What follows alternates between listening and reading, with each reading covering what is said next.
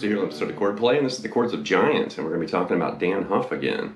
And I did feature Dan in a 3-for-all last year where we looked at some of his licks, and this episode is going to focus on some of his chords and rhythm work. And Dan's a phenomenal guitarist, and he may not be a household name, but he should be. And Giant formed in Nashville, Tennessee in 1987, which was after Dan's kind of explosion, doing session and studio work. He also worked with the band Whiteheart, a Christian rock band, and he appeared on a few of their early albums and then kind of broke and continued doing the session work and eventually formed Giant. And Giant had, a couple hits, minor hits back in the day. I'll See You in My Dreams, I think, was their biggest hit, and it had a video, with regular rotation on MTV. And definitely, one of those kind of nearly forgotten but really important, bands from the 80s. And Dann Huff, definitely, kind of the leader of the band, just a phenomenal musician.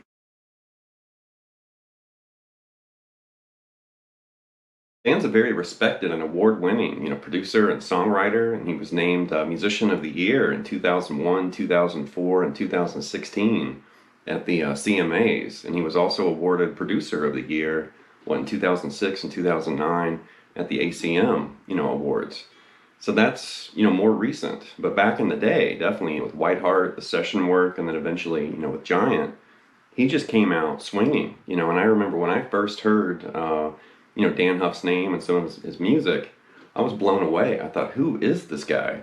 So if you don't really know who he is, here's an image with some of the people he's worked with, and he's recorded, behind the scenes or toured and appeared with lots of artists. But check this out.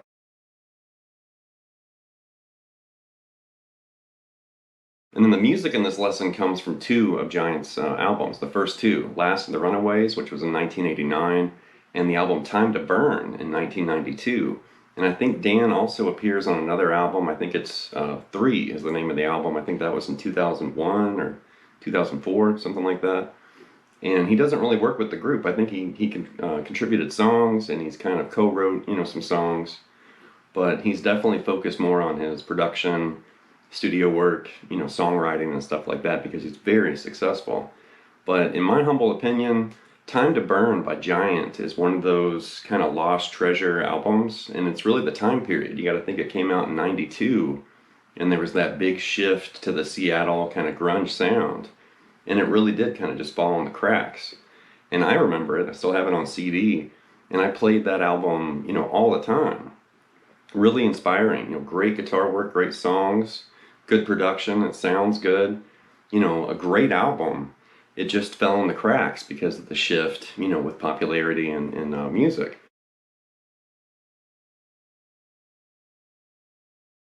Or with the opening, that's the song Chained from Time to Burn, and we're in drop D for this one. And this is the only example that's in a different tuning. Everything else is just going to be in regular standard tuning. But Chained is something like this.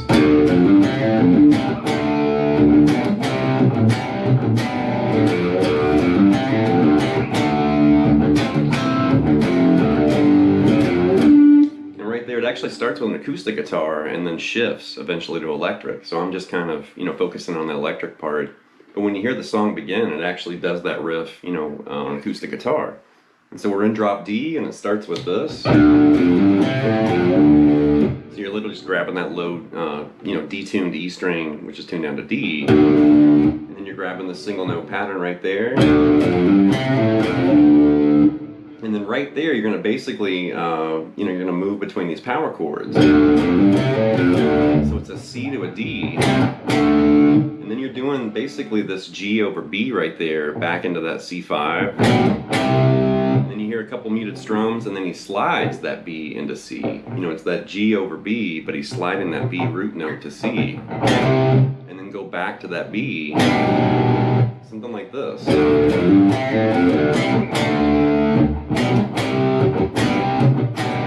then just grab that low E, and then grab that 3rd fret there on the low E and kind of slight bend it, and then do it again. And then right there you're going to move over here, and this is basically a partial C. It's like a C over E to an F power chord. And you're doing doing an F power chord here to a G, like a one-fingered, you know, drop D power chords, and then you loop it.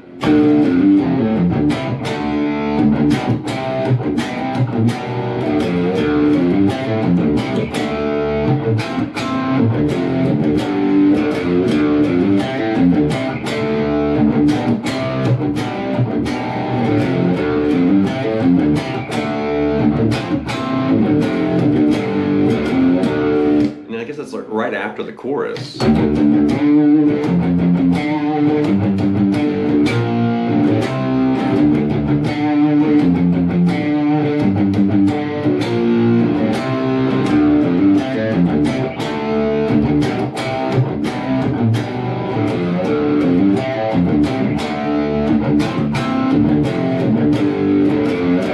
Killer song. Up next is I Can't Get Close Enough, which is from Last of The Runaways, and just like the previous example with Chain, this opens with an acoustic guitar playing this riff, and then it changes to electric, and this is really cool.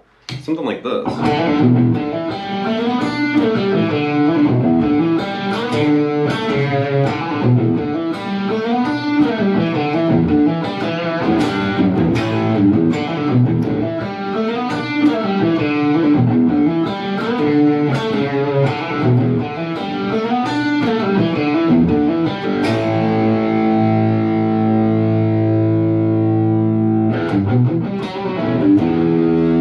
Something like that. And it's basically an E, kind of flirting with E7, and we're doing a lot of kind of single note riffage, and then occasionally some chords, you know, kind of chime in. So really slowly, you know, we're kind of building this out of E minor pentatonic and open position right here. So right there. And you've got this kind of bluesy slide right there.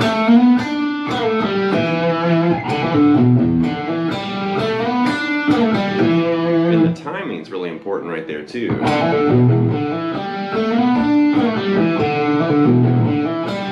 And after you kind of start that riff the second time, you start doing this. So you're kind of playing like a partial, it's like a B over D, and like a partial B minor, and then an A over C sharp, kinda, but you're separating it. So really slowly right there.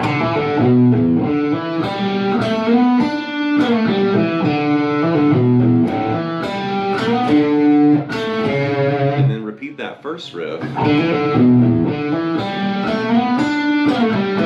then right there. And then you're doing this like kind of partial like G power chord, grab that F sharp. You can go to an A power chord right there. And then grab that G to the low E open there. Something like that. So that first half.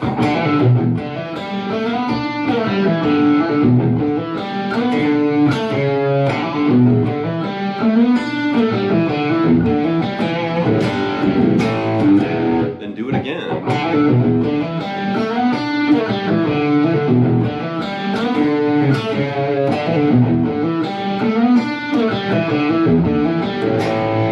The last time right there, do that riff again.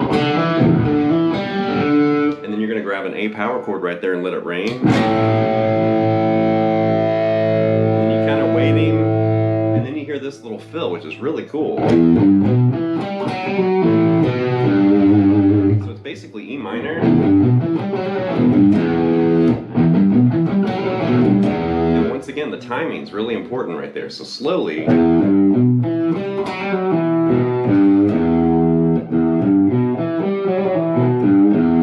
Quick little hammer-on pull-off, and that's where the timing is really important. It's really important to get that right. Really cool song. We have next to the song Stay, which is from the Time to Burn album, and there's some really cool kind of chord, you know, moves and stuff happening in this riff. Something like this.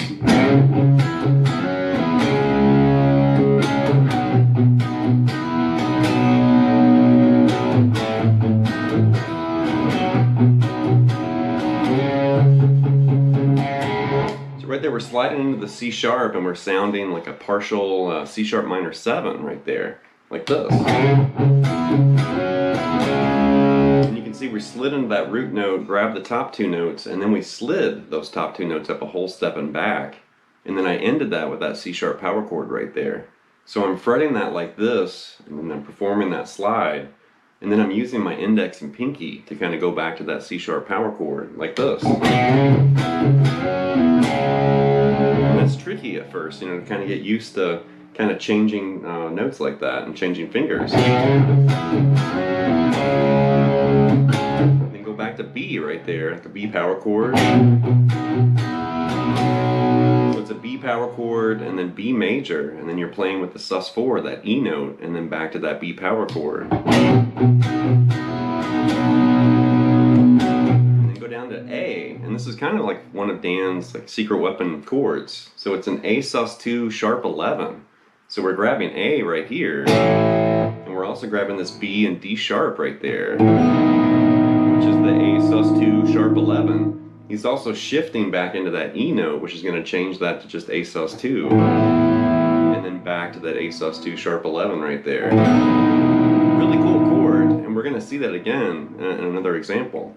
But we've got the C sharp slide, the B, the A, and then you want to go back to that B section again. And then it starts, you know, the verse right there, and just start banging on that C sharp power chord like this.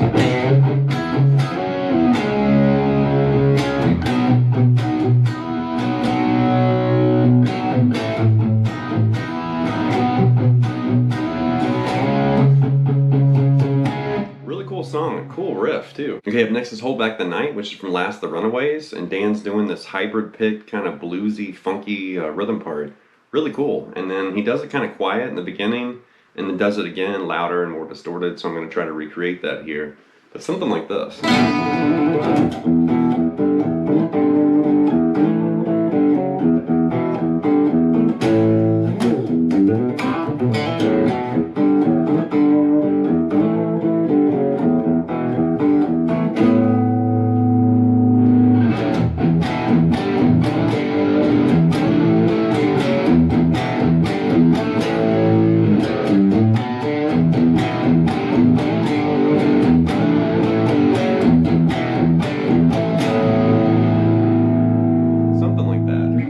Starts the verse. But right there, we're definitely doing this kind of funky hybrid pick thing like I was talking about in the beginning. He does this reverse rake into a trill, which is really cool. Make sure you get that kind of reverse muted rake. And then you start doing this.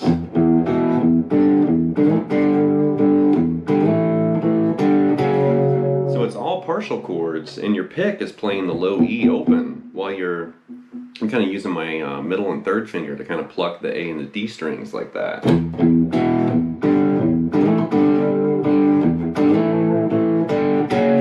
And then you do it again. And then right there, the second time, just end on that A power chord. You got this really cool fill right there. And it's really fast too.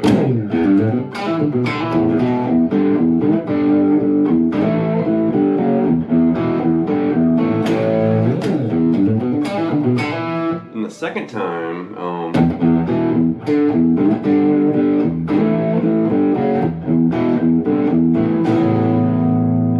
you want to do the first part the same. And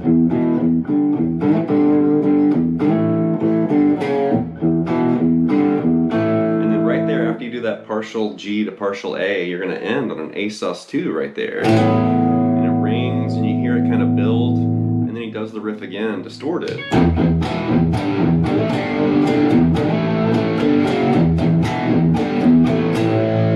And the second time with more distortion, he simplifies that busy, funky riff like this. And then start banging those partial chords again. And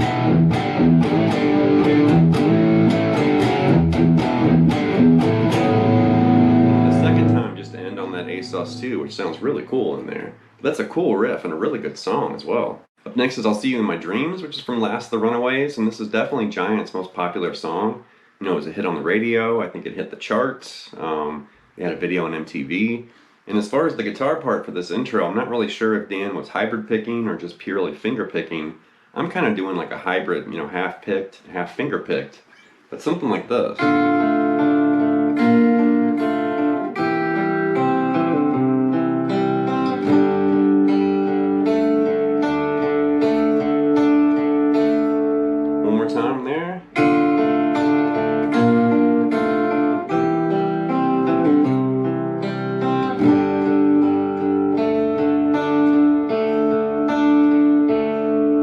there is start with D minor like this. Then you're going to raise that fifth right there to A sharp. And you're basically doing this, you know, it kind of goes up for a second and then right back down to D minor again. And that's going to move to this partial C major right there. And then just pick through C major. And then you're going to move to this G power chord like that. And then you basically want to add this A note right there, which that would technically change that to an A sus2 if you played this. And I think that G is still the root, but you can also kind of just think of that as like a G5 over, or I'm sorry, a D5 over G, like that.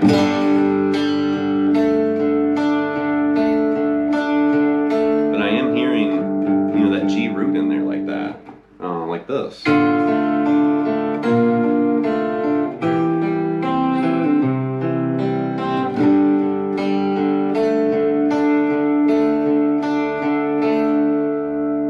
The last example's from I'll Be There When It's Over, and this is also from Time to Burn, and it's this really kind of funky groove riff. Really cool, something like this.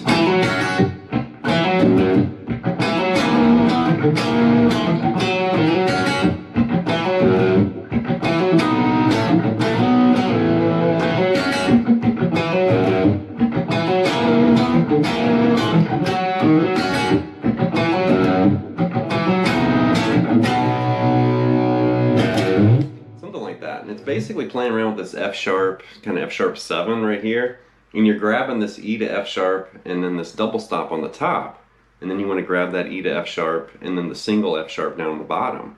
So you're kind of doing this back and forth, you know, high to low like this. And then right there you're going to grab this partial F sharp 7, you know, this E note and that B flat technically, or I guess you could think of that as A sharp. And right there, you're going to basically reach up and grab the sus4, you know, this B note. And then you're going to reach back and grab G sharp, which is the sus2 in F sharp. So it's really interesting where it's all related to F sharp. Like that. But you're doing it this way.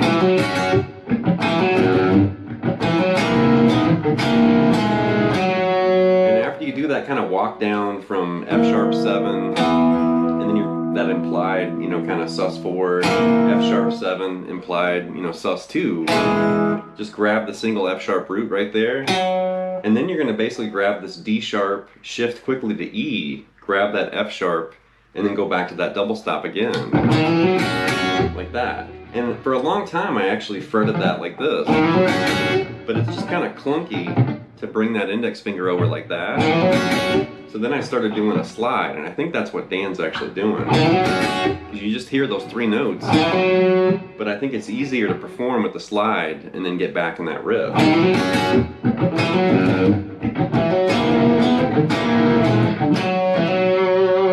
Especially after you do that part.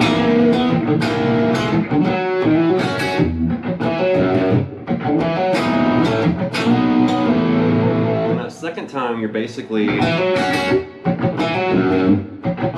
you're using Dan's little secret weapon there again. It's that A sus2 sharp 11, and then go back to just a partial A major right there, and then you hear him slide that partial A5 to a partial B5 back to that A5. And it's just, you know, it's just double stops, you know, 2 notes there, 2 strings.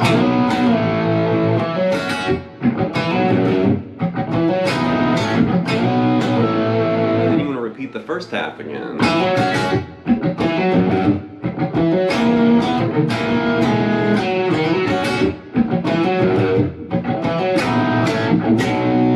And that last time you're going to basically do that kind of split riff and then hit that A sus2 sharp 11, the partial A major, and then just end on a B power chord right there. And all of that together is something like this.